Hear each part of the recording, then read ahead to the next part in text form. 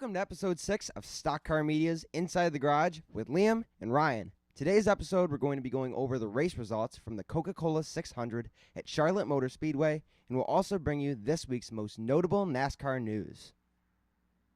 That was a long race there at Charlotte, huh? Well, it was a long time for Kyle Larson to be in the lead. I know. It was so for Kyle Larson fans or non-Kyle Larson fans, that was not A race they liked. Yeah, a lot of them found it boring. Well, if you led 327 laps out of a 400 lap race, I think they'd be bored out of their mind. It was a dominant race for Kyle Larson, I gotta say. I'd probably the only times he didn't lead was when he was pitting for the most part. I'd have to use the restroom after 300 laps. They have a hard time kind of in those 600-mile races, but not nearly as bad as they used to be. Yeah. It's kind of something normal these days. But obviously, Kyle Larson won this race here at Charlotte, the Coca-Cola 600.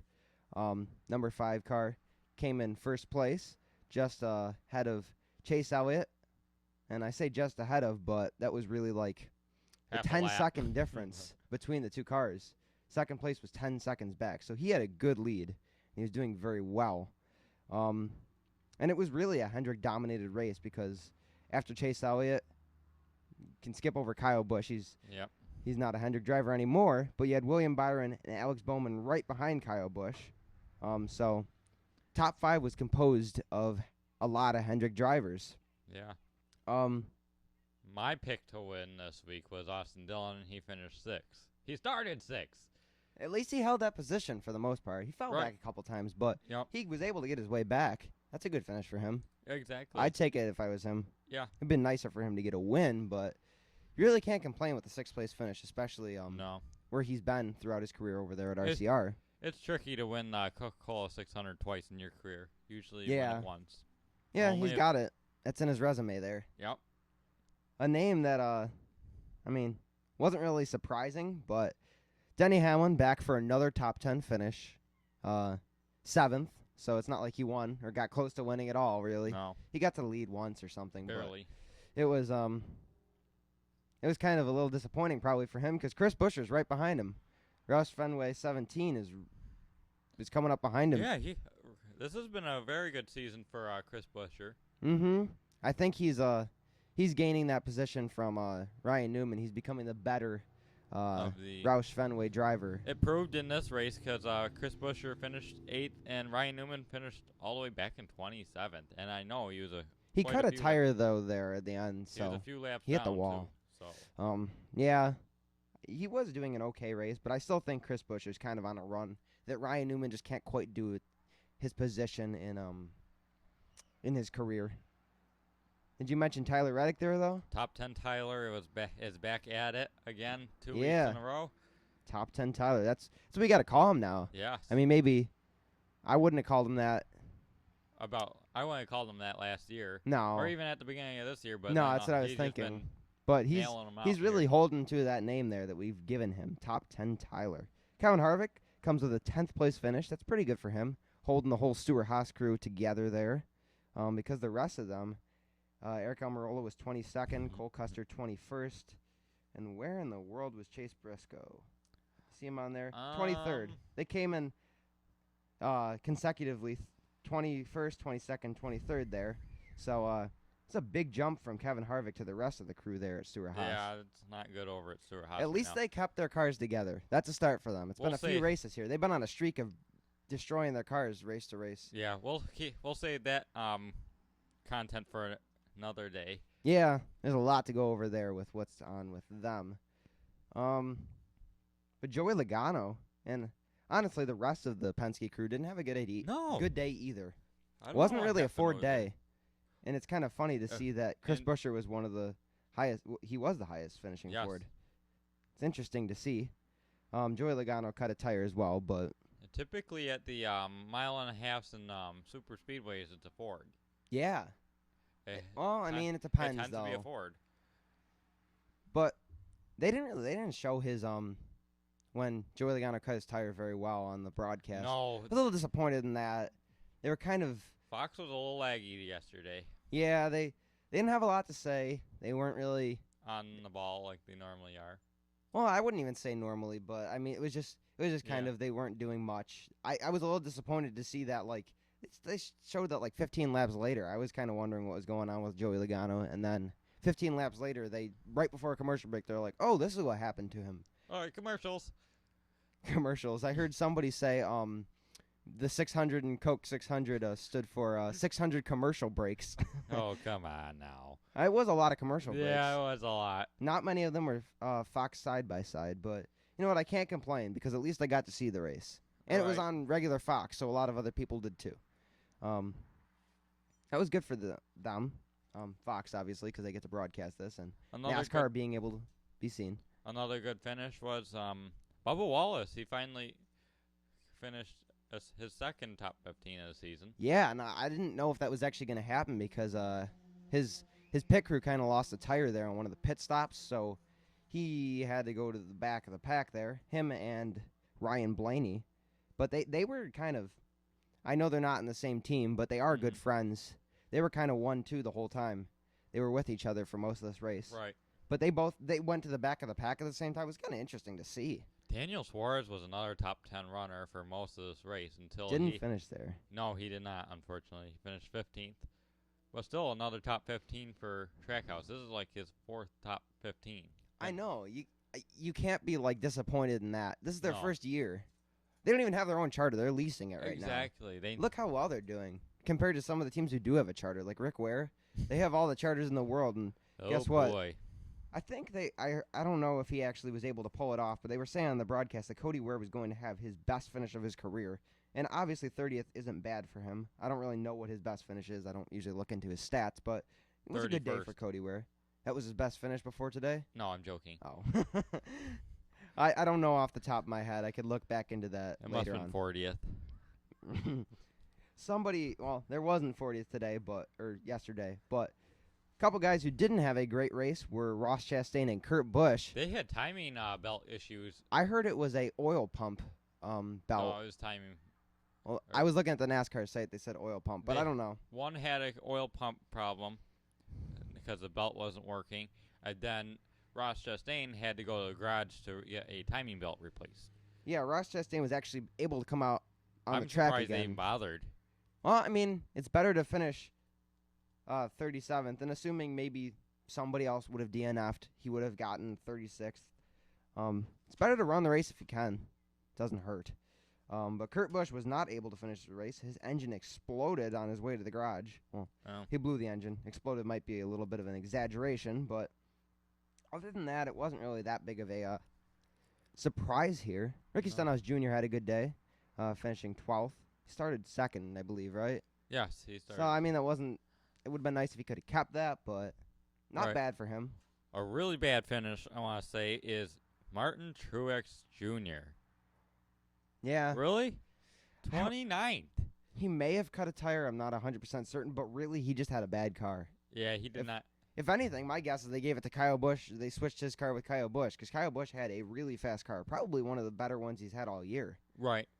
Even the one he won with back at, where was that? Kansas, I believe, right? Kansas, the Bushy McBush Race 400. Right. How could you lose it? Yeah, that's true. Had to be one of the Busch brothers. Yeah, it was a long race, and some found it boring, some found it exciting. I liked the battle for the top 5 because it was all those Hendrick cars really battling with the dominant Kyle Busch. Kyle Busch could not touch Kyle Larson, but it was cool to watch. It was something interesting. But let's move on to some of the bigger news of this past week here.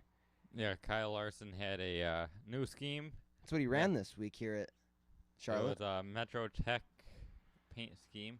What do they do anyways? I didn't really look into that. They do they have like car services, they have photography, I heard that it was similar to like what 3M does for like car.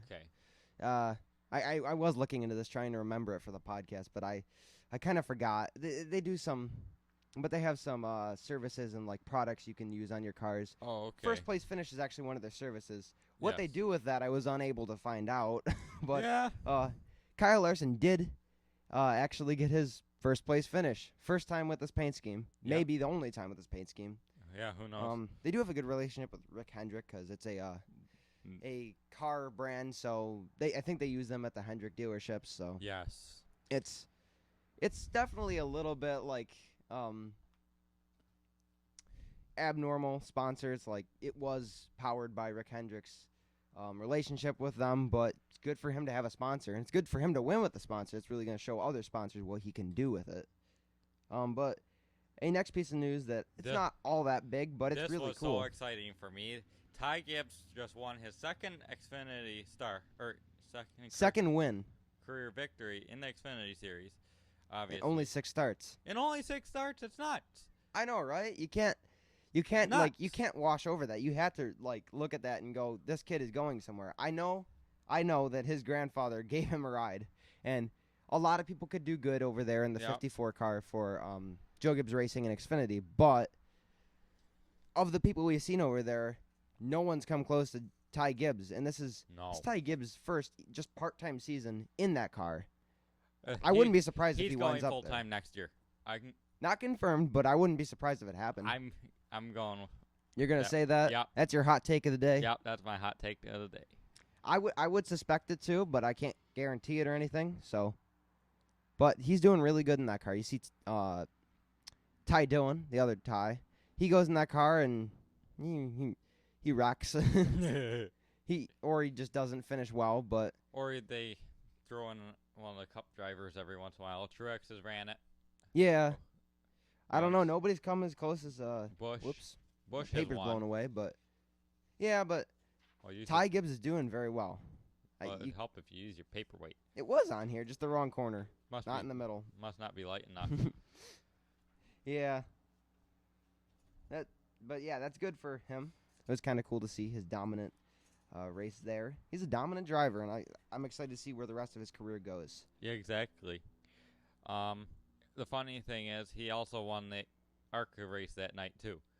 Oh, I wasn't actually watching that, so I didn't know. I heard it. Yeah, I wasn't. I don't usually look into that stuff. Yeah, he's won the past couple ARCA races, so he's pretty good in ARCA. So I mean, I think he's a good driver regardless of where he races. He could get in a bad car and probably do very well with it. Yeah, he's got a solid car here. He's one of the few drivers that I liked who were kind of groomed for this. Yeah, I don't not a fan of that actually. That I'm not personally a big fan of it. I'm like people who kind of a few drivers. I won't mention their names. I don't love the fact that some kids get to just live the dreams of many other people, but if you can be so good with it, then there's no shame in that. Yeah, and Ty Gibbs is one of them. Next piece of news we got here is Ryan Blaney's new Body Armor Edge paint scheme that he brought to Charlotte. The parrot car? The parrot car. Yes, Liam thinks it looks like a parrot, and I do agree. Looks a little bit like a parrot here, but Body Armor is a sports drink that we've seen on Ryan Blaney's number 12 a few times. They got vitamins, minerals, and electrolytes in the drink. Edge is a variation of that drink, and it has caffeine in it. I believe it comes in red, blue, and yellow bottles. So that's why the scheme had very feathered-looking red, blue, and yellow stripes on it. So that's why it does look a little bit like a parrot. But I thought that was a cool scheme. Wish he could have done a little better with it, but my mom liked it, so that's all that matters. It didn't look as good on the racetrack as I thought it would, but I liked the rendering a lot. That was a pretty bright-colored car. One I think people will remember for a long time. Exactly. Because they do get boring these days. I mean, some of them are just the same boring scheme all the time, or different boring schemes all the time. So like Harvick's Busch scheme gets boring. The regular. They do a lot of cool stuff with it, but it just doesn't stand out anymore. It's because they've used it a long time. Exactly. They have a lot of cool deals on those, though. So like different hashtags they put on the side, different giveaways. Just the regular scheme. I mean, it's just they used that so many times. They used it. It's old at this point. They used it with the Fusion. I'd like them to change the color slightly, but Busch's color is not a different color, so you can't really do much with that. But another piece of news we got here is Justin Haley. He got a Walmart paint scheme this week for Charlotte, and it promotes vaccination sites at Walmart. It's a classic blue and yellow Walmart colors. There's only been a few drivers, though, throughout the years that have had Walmart on the car. I believe Dell Jr. had it at one point, and Daniel Suarez did too. But Walmart is, from time to time in the sport. The only time I go to Walmart is for my NASCAR Authentics, a.k.a. my paperweights, Yeah, my movable Walmart's got a lot of paperweights. good stuff, but this is no way a advertisement for Walmart. So No.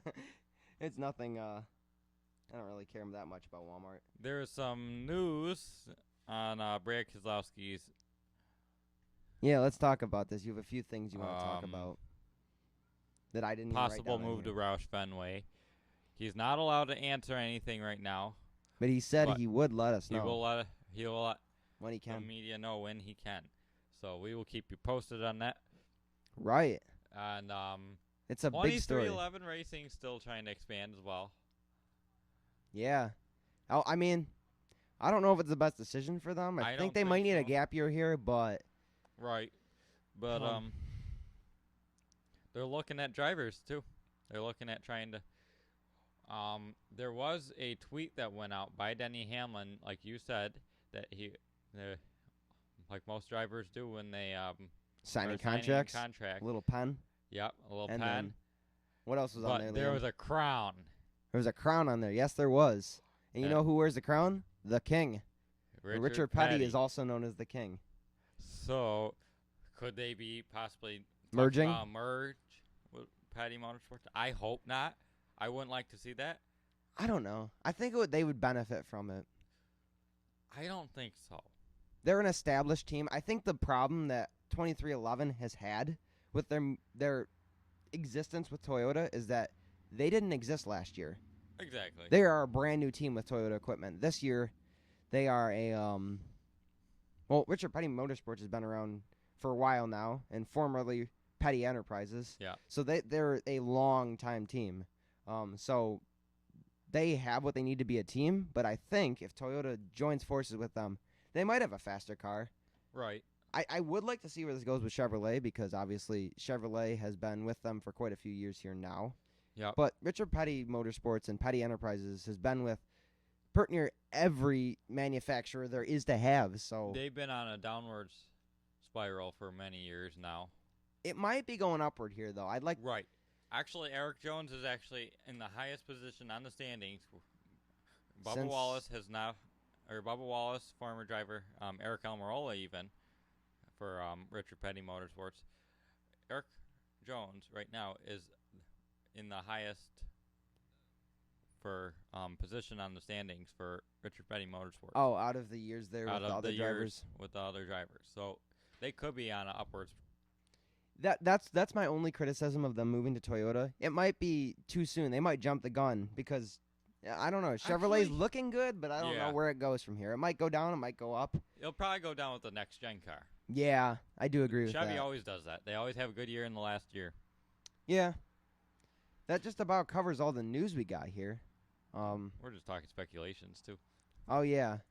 I heard that I did hear that they're thinking about Kurt Busch though for 2311 the second racing. 2311 Yeah, car. there's a couple Cup drivers that are up this year. Obviously, Kurt Busch, they're probably keep an eye on because obviously he's not leaving after what we heard earlier this week. Whatever. Yeah.